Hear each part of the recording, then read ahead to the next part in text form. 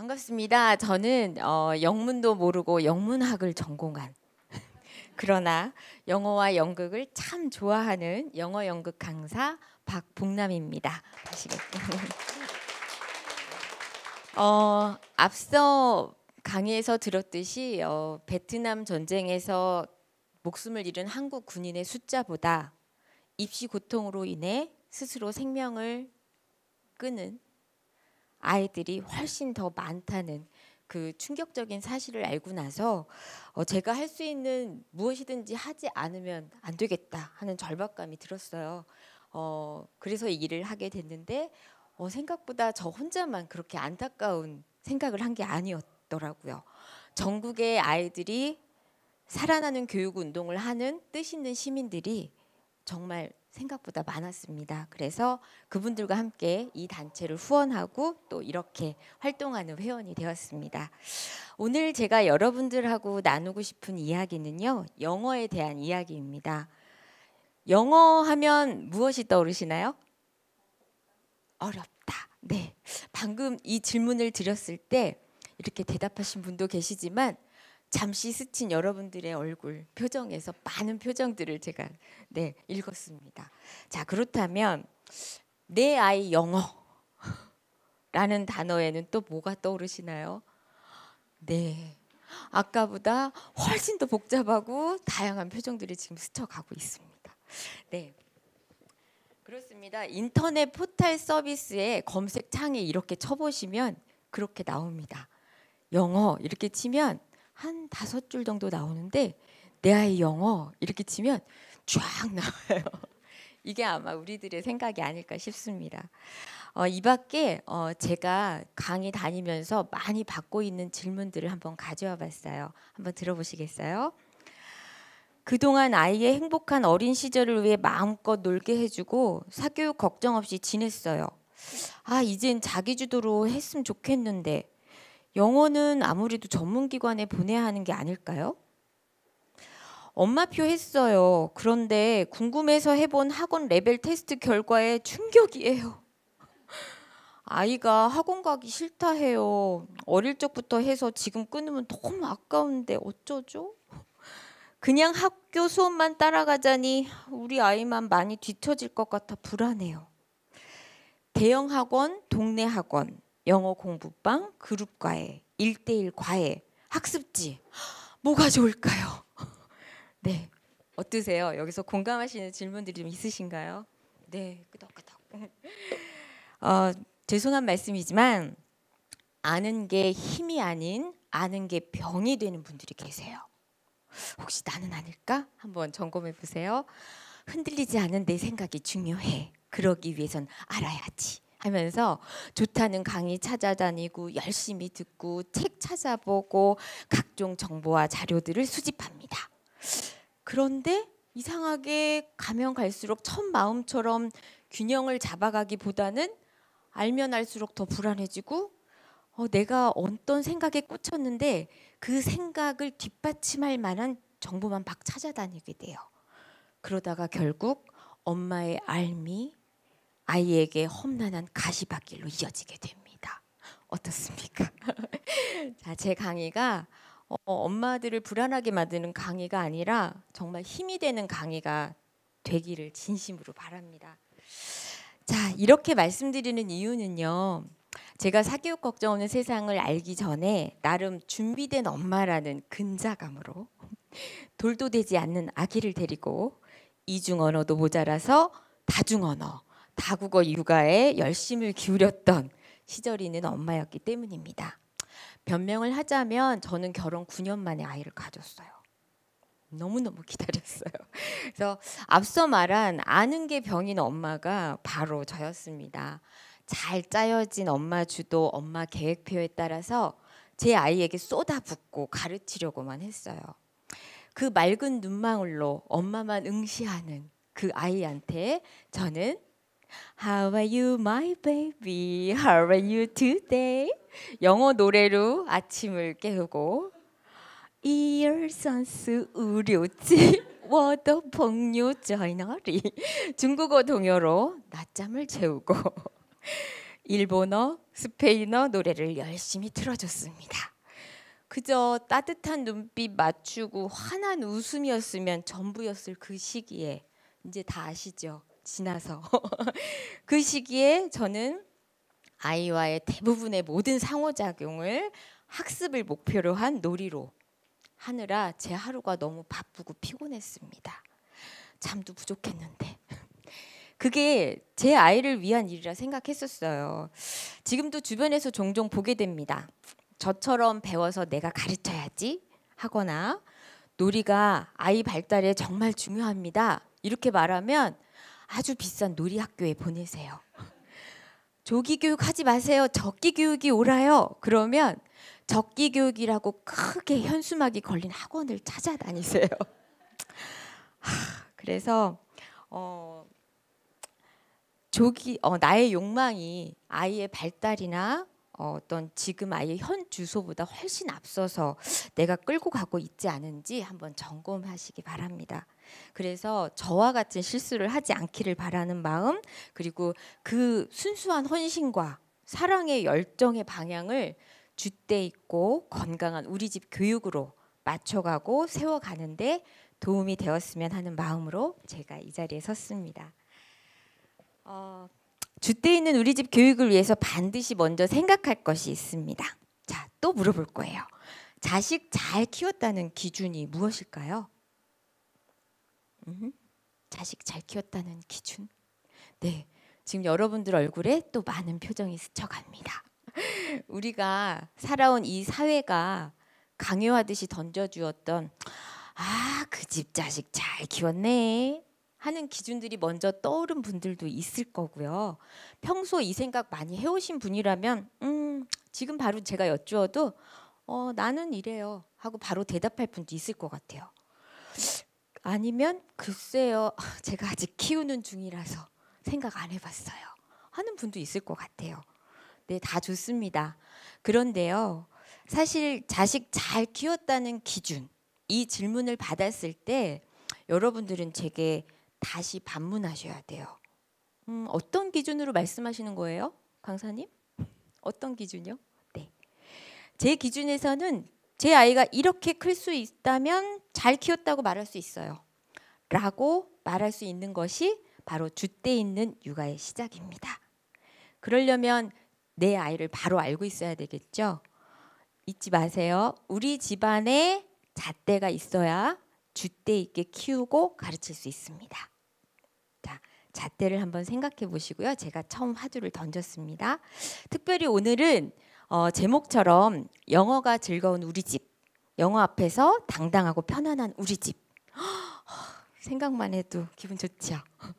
막막할 것 같은 이 이야기가 어떻게 우리 집 현실이 될 수 있는지 바로 그 이야기를 제가 시작하겠습니다. 우리 집 잣대가 이제 줏대 육아의 첫 걸음이란 말씀을 드렸는데요.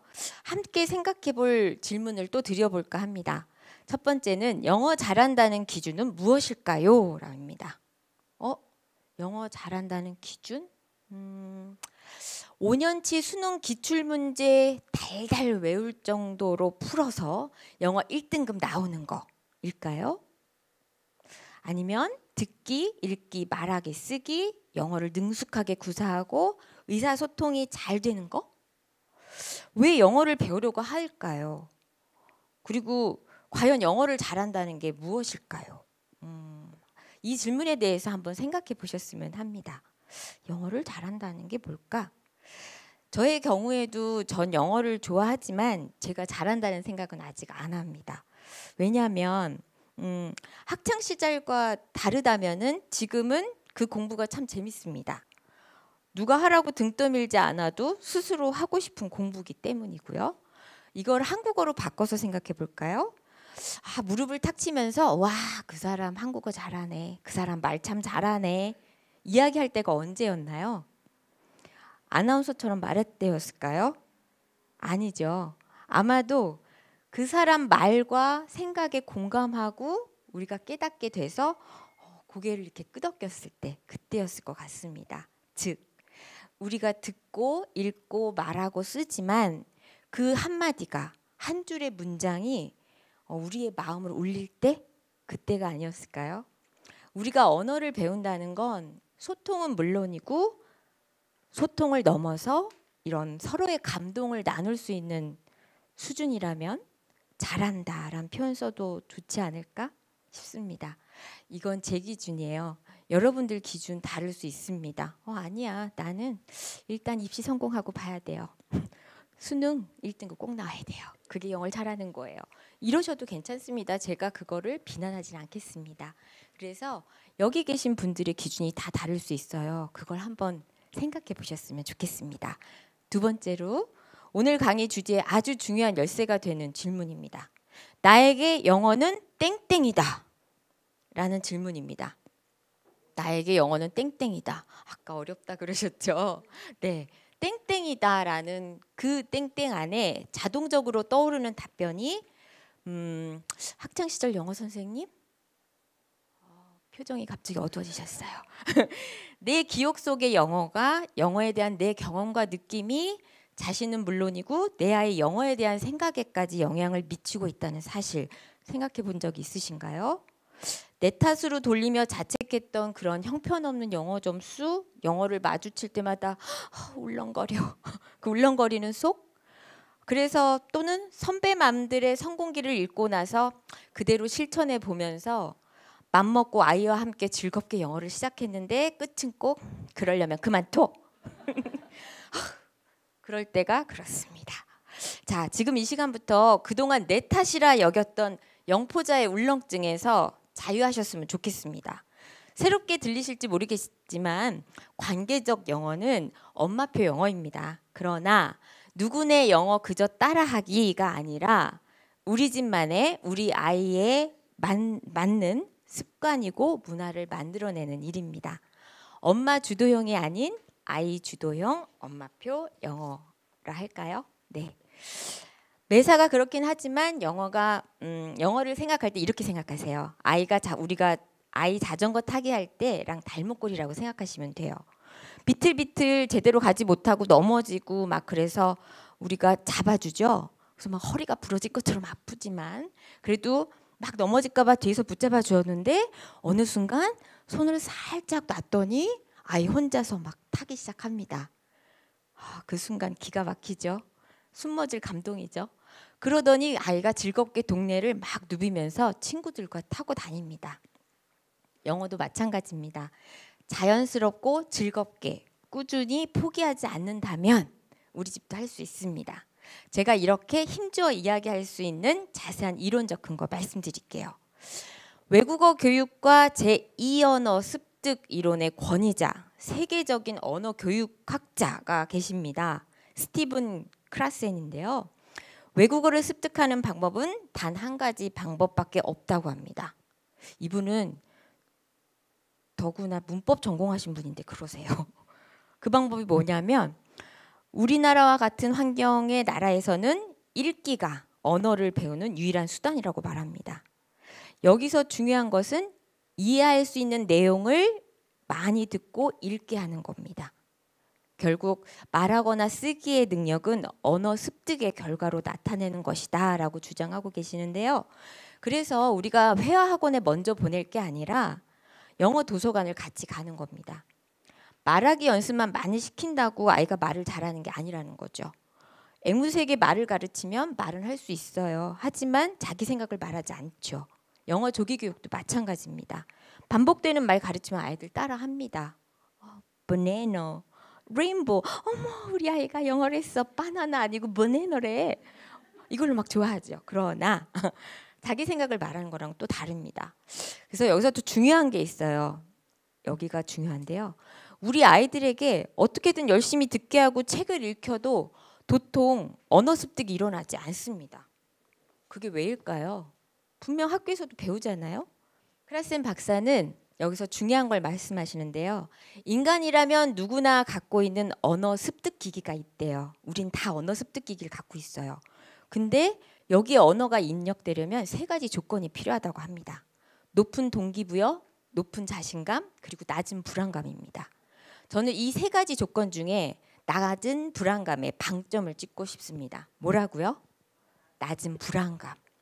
불안감을 느끼는 환경에서는 갑자기 우리 감성적 여과 장치가 작동해서 필터링이요. 그게 작동해서 언어 습득 기기가 그 입력을 방해한다고 합니다. 제 강의의 핵심 포인트가 바로 이겁니다. 이 낮은 불안감이 바로 감성 여과 장치입니다. 오늘 제가 오신 김에 영어를 한번 누구에게 부탁드려 볼까 봐요. 네. 이건 사실 제가 하는 게 아니라 크라센 박사님이 그렇게 하셨어요. 한국에 와서. 그랬더니 volunteer 막 이러면서 갔더니 갑자기 다 고개를 숙이는 거죠.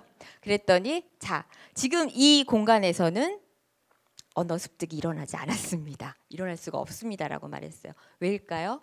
우리가 불안해서 울렁증에 그쵸? 네. 그래서 이게 바로 내 아이에게 적용해야 되는 방법이에요. 제 강의의 핵심 포인트입니다. 그래서 앞서 말한 영포자의 울렁증과 지금 이 감성 여과 장치가 연결이 되시나요? 네, 네.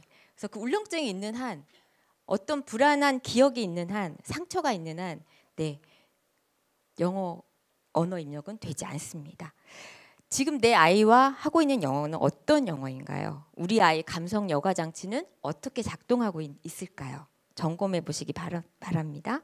수준에 맞고 읽고 싶어하는 책을 자유롭게 읽을 수 있는 것, 그래야만 자연스럽고 재미있고 효과도 높습니다. 자, 부자연스럽고 어렵고 효과도 지금 낮다면 방향이 아닌 거예요.